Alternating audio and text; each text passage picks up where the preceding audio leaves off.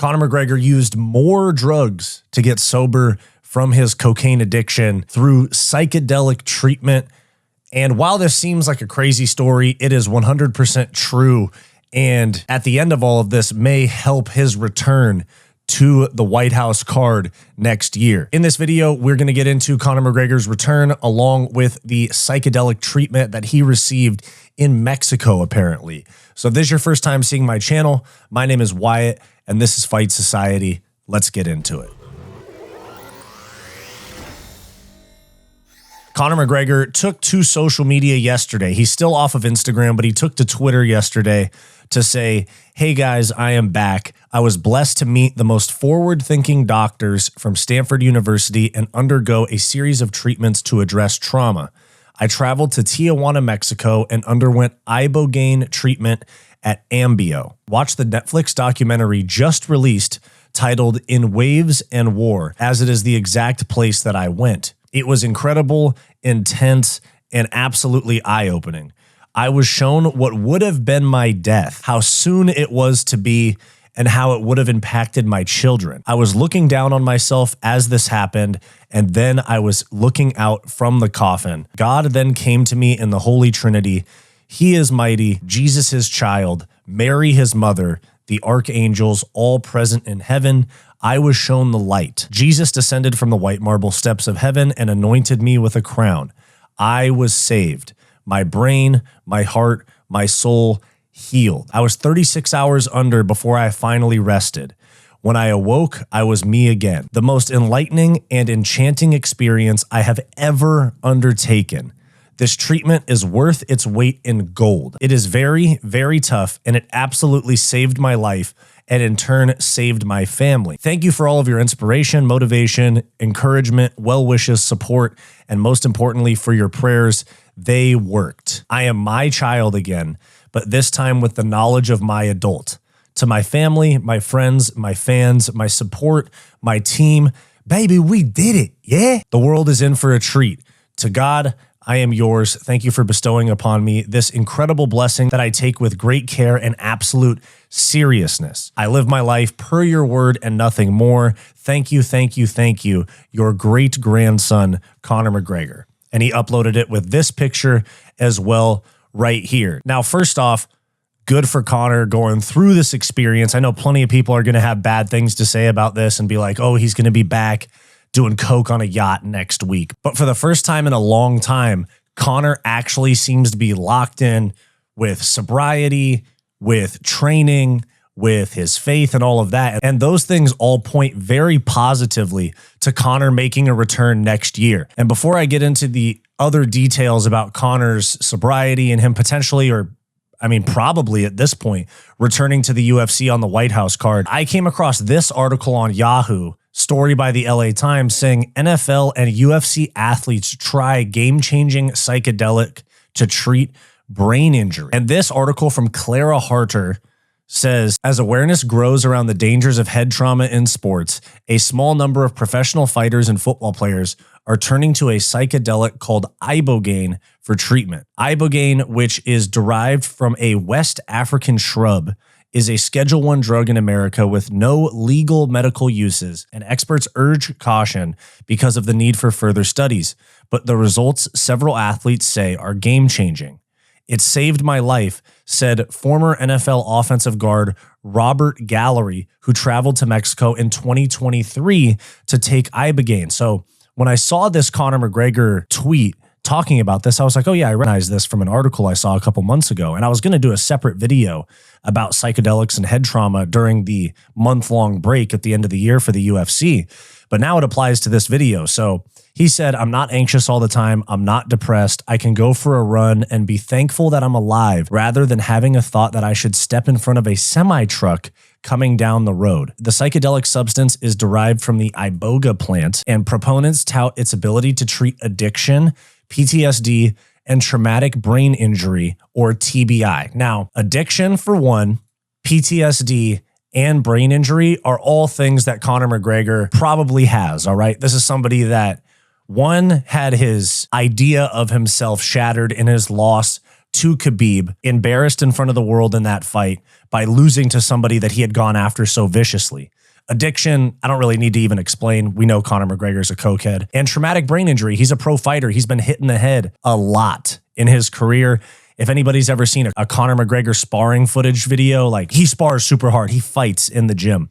So Conor definitely has some serious brain trauma as well. A retired MMA fighter, Tate Fletcher, says it's a miraculous thing that freed him from suicidal ideation. And Brett Favre even tried it to see if it would help his Parkinson's. So although athletes are just discovering it, the drug is well known within the veteran community, which experience high rates of brain injury and PTSD. In Stanford's study on the effects of Ibogaine on Special Forces veterans, participants saw average reductions in 88% of PTSD symptoms, 87% in depression symptoms, and anxiety symptoms. They also exhibited improvements in concentration, information processing, and memory. No other drug has ever been able to alleviate the functional and neuropsychiatric symptoms of traumatic brain injury. The results are dramatic, and we intend to study this compound further. Now, of course, then there's some stuff about, it being in a Schedule I drug, so you can get in a lot of trouble for having it in the US, but it's being studied pretty heavily. Now, if you remember about 4 or 5 weeks ago, Conor McGregor was a part of the BKFC Italy press conference, I believe. And I've made a couple of videos about this now, but he was talking about how he's on a spiritual journey and how he's saved. I pointed out he's wearing a wedding ring for the first time in his life. And yeah, this is the clip right here in case you missed it. Here, just by chance, there is a higher power, God, that dictates my journey and all of our journeys. And I live my life by God's word. And since around that time that you mentioned at the last event, I've engaged on a spiritual journey, and I'm saved, I am healed. And on the back of that, the world is in for a treat. The world is in for a treat. My competitive spark that was once in my heart is now a roaring blaze. I'm eager to get back. And right now I had to dial myself in and go inward. And that I done.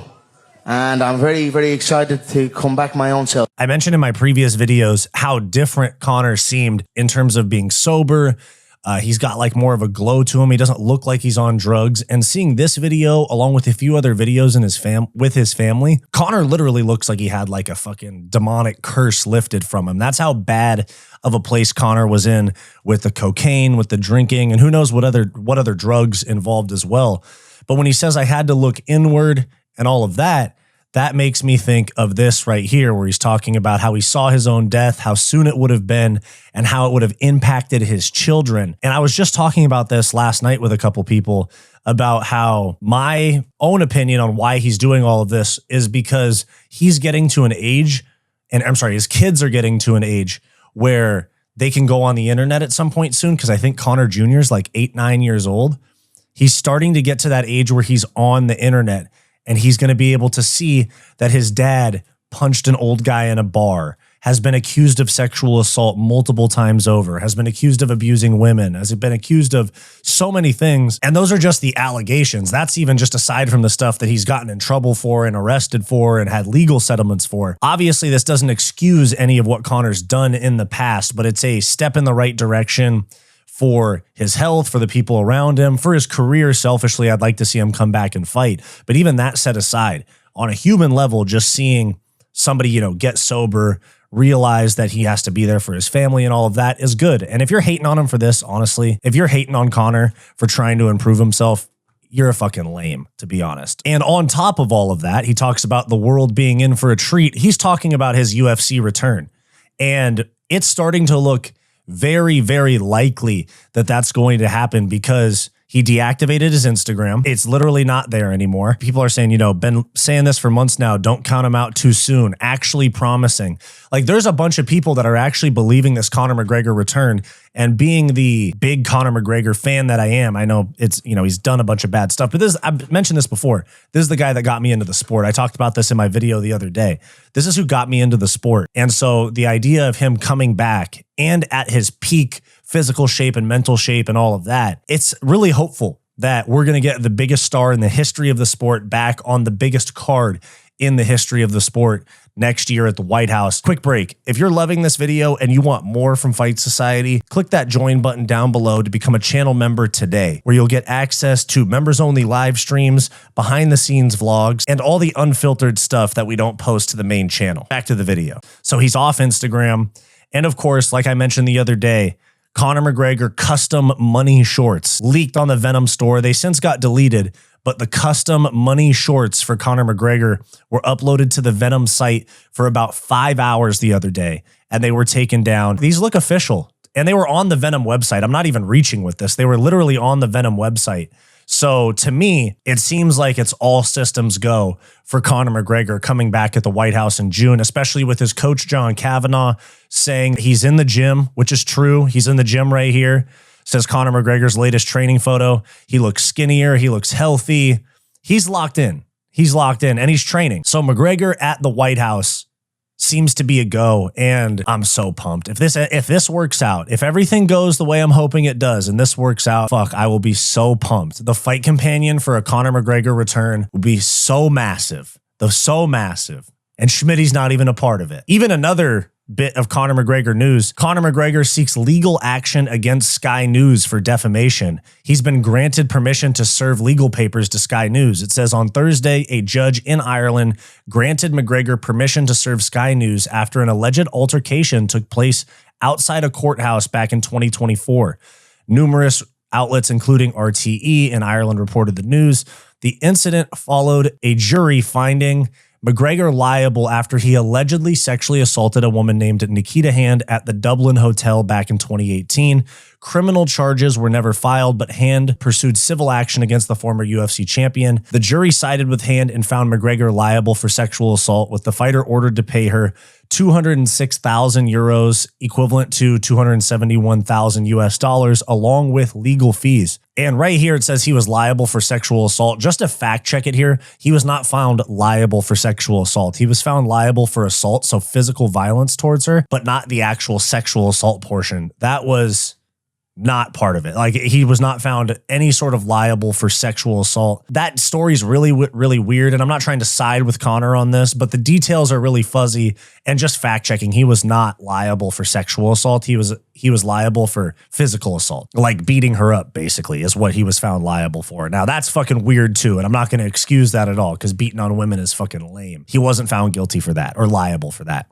Now, in court, McGregor's attorneys argued that outside the courthouse on November 2nd, a Sky News reporter allegedly called him a rapist during a media scrum, and that's what led to pursuing legal action against the media outlet. McGregor's attorneys stated that the reporter allegedly approached McGregor and said, "Excuse me, Mr. McGregor, you are a rapist. Have you any reaction or apology to the woman at the center of this?" Conor appealed that ruling, and now he's pressing legal action against Sky News for that line that they said to him. It was a grim scene with his parents and his wife, Dee Devlin, leaving the scene. And it was one of the worst we've ever seen Conor. He looked puffy. He looked like he was in a dark place, and being found liable of any sort of assault at his stature, especially when there's the sexual assault allegations tied to it, it's a really bad look for Conor, to be honest. So for him, clapping back with all of this, he probably looks at this as a massive dub. And all of this is just going to help his image for the UFC to push him on the White House card, because you already know with Conor wanting to be on the White House card, they're going to say plenty of stuff like, oh, a rapist, a criminal, punching old guys in bars. He's headlining the White House card. Look, guys, Dana White slapped his wife. Nothing happened. Conor McGregor punched an old guy at a bar, did this, that, and the other, injured a bunch of fighters with the bus incident. Nothing happened.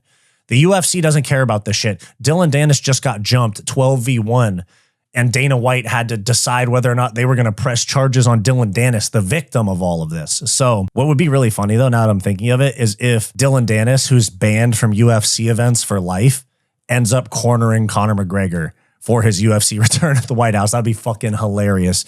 And Dylan Dennis would be doing so many victory laps about that. But with all of that said, nothing's set in stone for Conor McGregor's return yet. Dana's even said that they haven't even started looking at fights for the White House. But I almost guarantee you that it's going to be Conor McGregor and Michael Chandler at the White House at this point. And it's going to be a stacked card. And of course, it would be sick to be there or even sit on like the side lawn where they have a bunch of screens for the fights. But at the end of the day, Fight Society's got to do Fight Companion for the biggest UFC card of all time. So I think Conor's coming back. I'm not 100% confident, but I'm like 95. There's a little bit of doubt still there because it's Conor and he's flaky, but still, I am 95% certain that Conor McGregor returns to the UFC. And of course, like I said in my previous video about this, if Conor comes back and they do it at 155, which I think they should, and he sparks out Michael Chandler, you have to do Ilya versus Conor McGregor for the lightweight belt. Conor's too small for welterweight in this day and age,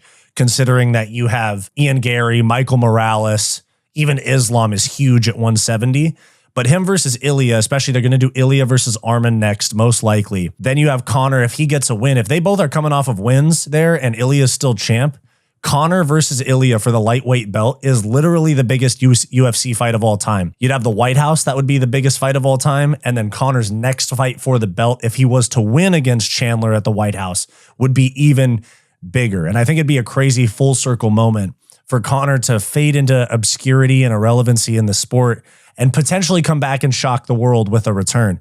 Do I think that all of that's going to happen? I don't know, but I hope it does because that would be sick. So let me know your thoughts down below. What do you think about fighters using psychedelics and all of that to try and heal their brain trauma, or in Conor McGregor's case, brain trauma, PTSD, and addiction as well? And what do you think about Conor McGregor's alleged return to the cage following this story? So let me know your thoughts down below. Do you want more from Fight Society? Like and subscribe below this video and click the join button to become a channel member today to get access to behind the scenes vlogs and members only live streams.